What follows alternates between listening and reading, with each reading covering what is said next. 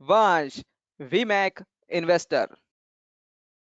Market outlook पे market को technically and fundamentally देखना है, जो आपको ट्रेंड समझे और short term long term approach आपके क्लियर करे। तो करंटली अगर आप निफ्टी को देखें, ये निफ्टी का चार्ट आपके सामने है। निफ्टी की कैंडलस्टिक डेली है एंड आज मार्केट का अगर आप देखें तो क्लोजिंग 23,349 पे। आई होप सो कि पिछले एक महीने के लोएस्ट रेट पे वी आर क्लोज। एक महीना भी नहीं, कम से कम लास्ट 2 मंथ के लोएस्ट रेट पे हम क्लोजिंग पे है। अनेक लोगों के मन में होगा कि ये ब्रेकआउट बेरिश मार्केट ने जो लिया है वो शॉर्ट टर्म है कि लॉन्ग टर्म है, और मंदी का ये इंडिकेशन हमको सबसे पहले कैसे मिलता। तो ये कुछ मैं ट्रेंड लाइन निफ्टी पे लगाता हूँ यहाँ से। ये अप ट्रेंड के लिए ट्रेंड लाइन है और कोविड के बाद से है।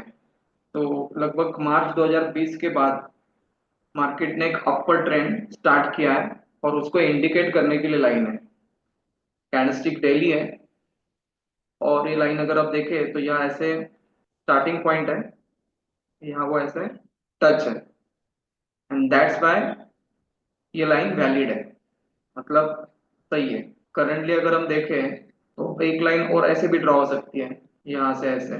तो वी आर अराउंड देयर, जिसको टेक्निकल चीज की भाषा में पंप कहते हैं, पंप रन एंड रिवर्सल।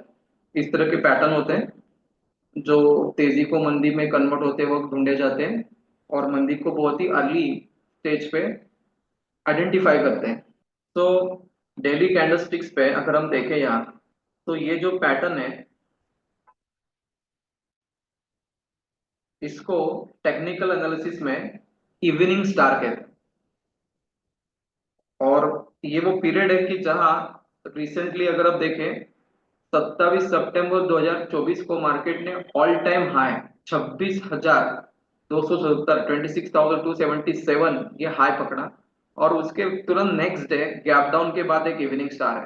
तो यहाँ एक अंदाजा आ जाता है कि मार्केट ने एक ओवरबॉट सिचुएशन ले लिया है और एक शार्प मंदी का इंडिकेशन है, और तब से लेके अब तक मार्केट इज जस्ट फॉलिंग। तो यहाँ से मार्केट ने अपना मंदी का एक अच्छा साइन चार्ट के ऊपर via candlestick pattern bearish angle से दिया था। और उसके बाद अगर आप देखें तो जोरदार गैप डाउन के बाद कंटिन्यूस फॉल है। अब इसके फंडामेंटल चीजों पे अभी नहीं जाना है, but charts gives a clarity. और अभी मैं कुछ इंडिकेटर यहाँ डालने वाला हूँ। तो I am using the application शेर खान, आपको किसी भी ब्रोकिंग फर्म में मिल सकता है। तो यहाँ मैं एक इंडिकेटर का ऑस्किलेटर ऐड करूंगा, MACD histogram, exponential 9, exponential 12, exponential 26, standard format. Okay, तो ये MACD हिस्टोग्राम यहाँ आ जाएगा बॉटम पे, आ गया।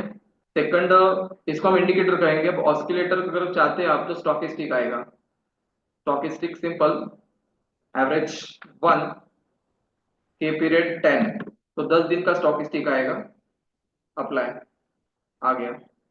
Then RSI, relative strength index, और एवरेज 1, RSI 14, अप्लाई। तो अब हमने एक इंडिकेटर और दो ऑस्किलेटर इसमें ऐड किए। तो माय फ्रेंड, जब मार्केट ने यहाँ टर्न किया जस्ट लाइक यहाँ से 27 सितंबर से, तो 27 सितंबर को अगर आप देखते हैं MACD अपवर्ड था, green candles, green bars upward, zero line के ऊपर, और यहाँ से रेड की शुरुआत है। तो यहाँ भी MACD ने भी बेरिश साइन दिया था। देन स्टॉकिस्टिक भी यहाँ 80 अबो है।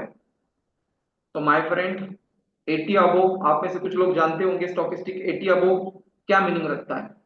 तो ओवरबॉट, मतलब अति तेजी हो चुकी है, और उसने भी यहाँ अपने आप को बेरिश साइन दे दिया।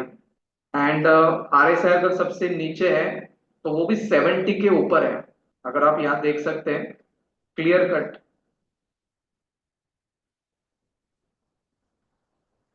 70 के ऊपर था RSI, और अब नीचे अगर अब तक 70 पे नहीं आया है, मतलब सितंबर के 27 तारीख को जो मार्केट का एक ओवरबॉट सिचुएशन RSI पे जो था, वो रिसेंट से आखिरी बार था। उसके बाद मार्केट ओवरबॉट मतलब अति तेजी होके उसको करेक्ट करने के लिए नीचे आके नीचे ही रह रहा है।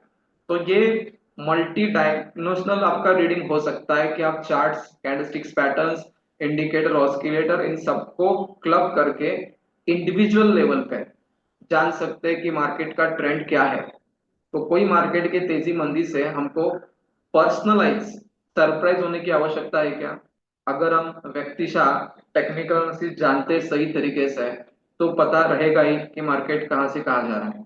Next point two note what, इस सबके मन में अभी मार्केट के लेवल्स के प्रति क्या क्वेश्चन होगा। अब मार्केट आगे और गिरेगा क्या या नहीं गिरेगा, इसके बहुत सारे डायमेंशन हो सकते हैं। इसीलिए मैं आपको दो तीन अलग अलग पैरामीटर चार्ट्स की दिखाता हूँ कि हाउ मार्केट इज स्ट्रक्चर्ड। इसके लिए हमको क्या डालना चाहिए ना, एवरेजेस डालने हैं। We are going to add averages moving, और अभी मैं एक एक मूविंग एवरेज यहाँ ऐड कर लेता हूँ। 15 दिन का मूविंग एवरेज बेसिक लेवल पे ऐड कर लेता हूँ।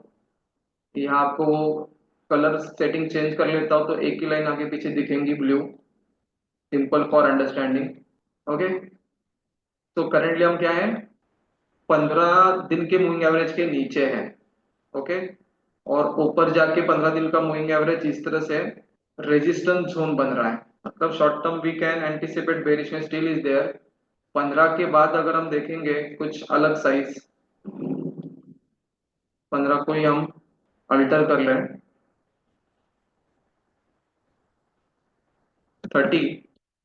30 दिन के मूविंग एवरेज के भी हम काफी नीचे हैं, मतलब एक डेढ़ महीने के हिसाब से भी मार्केट का ट्रेंड आगे के लिए बेरिश है।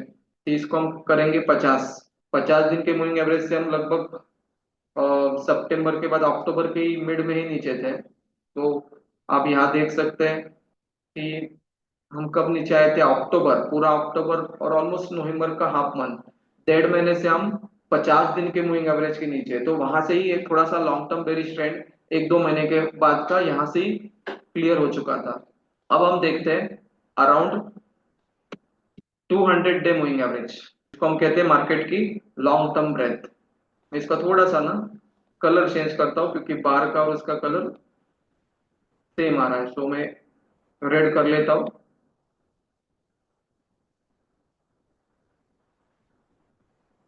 तो 200 डे की लाइन यहाँ आ गई है। And what we understand, chart देख के आपको क्या लग रहा है कि मार्केट 200 डे मूविंग एवरेज के नीचे जा चुका है 2 दिन से।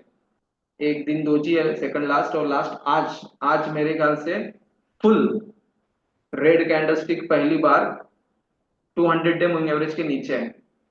और ये बात सबसे पहले, इसके पहले कब हुई थी, समवेयर अराउंड हियर, लगभग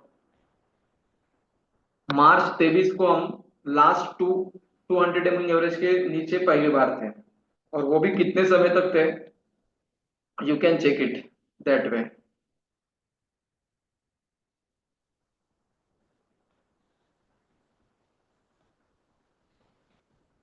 एक दो तीन दिन लगातार फिर साइडवेज करके मार्केट ऊपर गया, और उसके बाद अगर देखें 200 डे मूविंग एवरेज के आसपास फाइट करके मार्केट ने, तब लेवल 16,000 थी, 16,000 की लेवल अगले लगभग 18 महीनों में 26,000 तक पहुंचाई। तो सवाल टेक्निकल एंड लॉजिकल ये है कि क्या 200 डे मूविंग एवरेज को मार्केट ने क्रॉस किया तो लॉन्ग टर्म मंदी आएंगी क्या?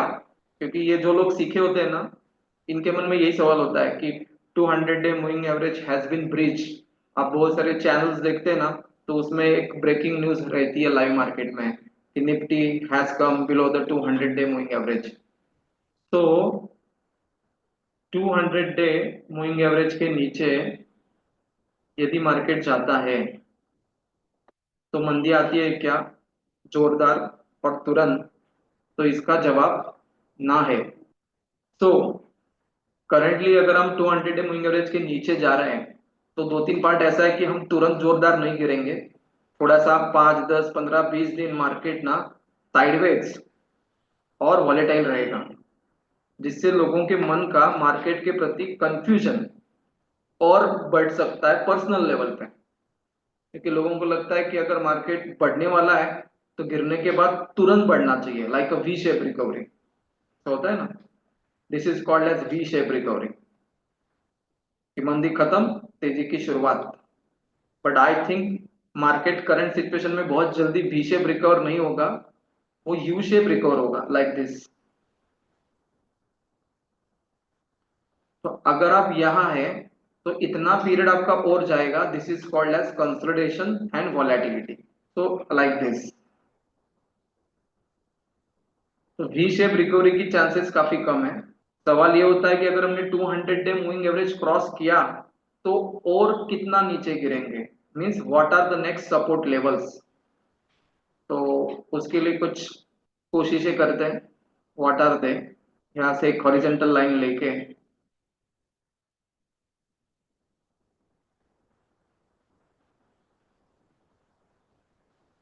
बहुत नीचे तक गए हम तो 22,800, ये एक सपोर्ट जोन हो सकता है जहां मार्केट शॉर्ट टर्म में या लॉन्ग टर्म में सपोर्ट लेके ऊपर जा सकता है, तो ये लेवल शुड बी नोटेड।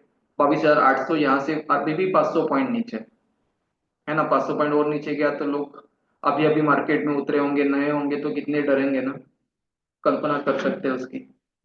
ये डेली कैंडलस्टिक्स पे है, सी द वीकली कैंडलस्टिक पे क्या चल रहा है। वीकली कैंडलस्टिक्स पे मार्केट के लिए अच्छे सपोर्ट जोन क्या है,